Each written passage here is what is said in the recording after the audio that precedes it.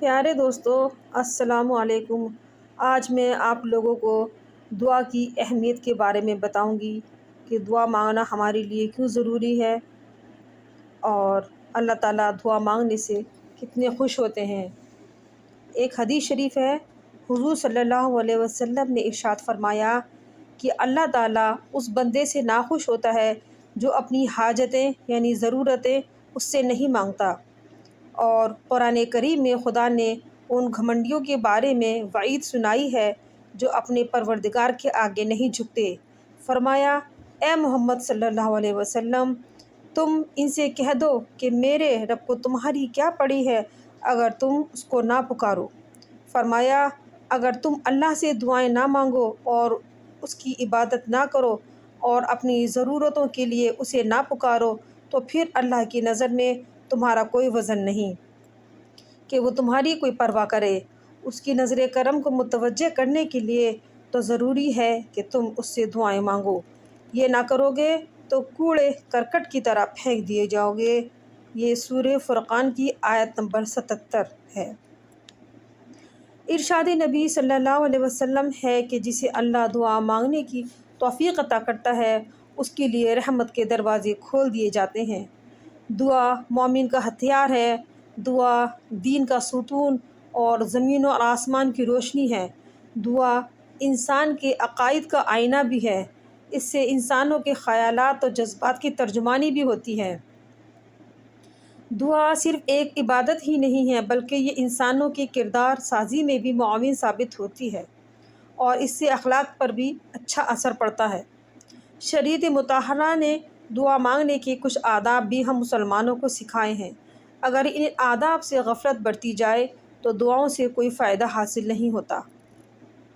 پہلی اور انتہائی ضروری شرط تو یہ ہے کہ بندے کی پوری زندگی اللہ تعالیٰ کے بتائے ہوئے احکامات پر عمل پیرا ہوتی ہو۔ بندہ حرام اور حلال کا پورا خیر رکھتا ہو، کیونکہ اللہ تعالیٰ نے فرمایا، اللہ کو پکارو دین کو اس کے لیے خالص کرتے ہوئے۔ مذکورہ بالا ارشاد خداوندی سے یہ بات عیاں ہو گئی ہے کہ اللہ تعالیٰ ان کی ہی دعا قبول فرماتا ہے جو تقوی کی روش اپناتے ہیں۔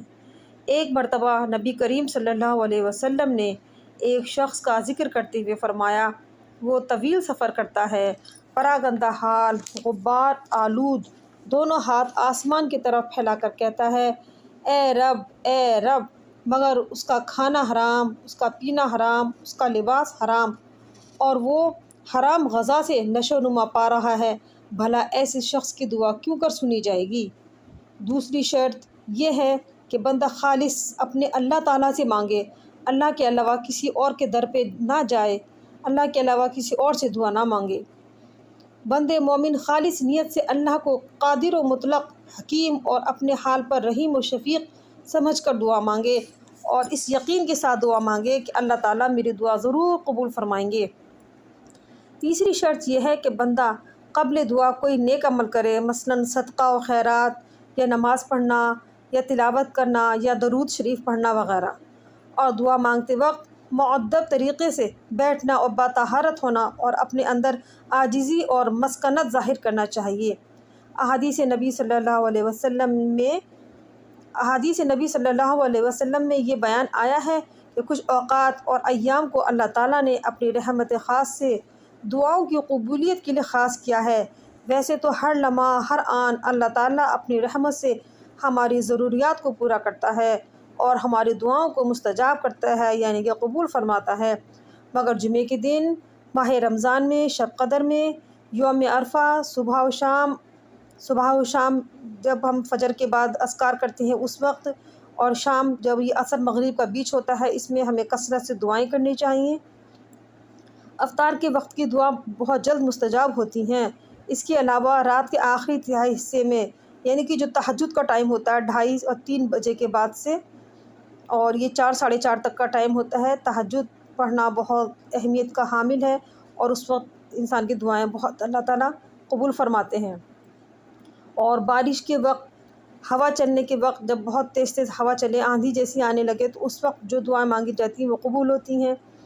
دشمن سے مقابلے کے وقت، 5 نماز کے بعد اور حالت سفر میں، حج اور جہاد میں، اذان اور اقامت کے درمیان، یعنی کہ اذان ہونے سے لے کے جب تک جماعت کھڑی ہوتی ہے اس کو کہتے ہیں اقامت۔ کعبۃ اللہ کو دیکھ کر یعنی کہ خانہ کعبہ پر جب نظر پڑے تو اس وقت جو دعا مانگی جاتی ہے وہ قبول ہوتی ہے۔ طواف کعبہ، جب ہم کعبہ شریف کا طواف کر رہے ہوتے ہیں اس وقت اور حالت مرض میں اور سجدے کی حالت میں اور ختم قرآن کے وقت دعائیں مانگنے سے اللہ تعالیٰ ضرور قبول فرماتے ہیں۔ اسی لیے ہم سب مسلمانوں کے چاہیے ان تمام باتوں کا خیال رکھیں اور اپنی روزی کو بالکل حلال رکھیں، حلال طریقے سے رزق کمائیں، خود بھی حلال کھائیں اور اپنے بچوں کو بھی حلال روزی ہی کھلائیں۔ اللہ تعالیٰ ہم سب کی مدد فرمائے اور اللہ تعالیٰ ہم سب کی دعاؤں کو قبول فرمائے۔ آمین ثم آمین۔ السلام علیکم۔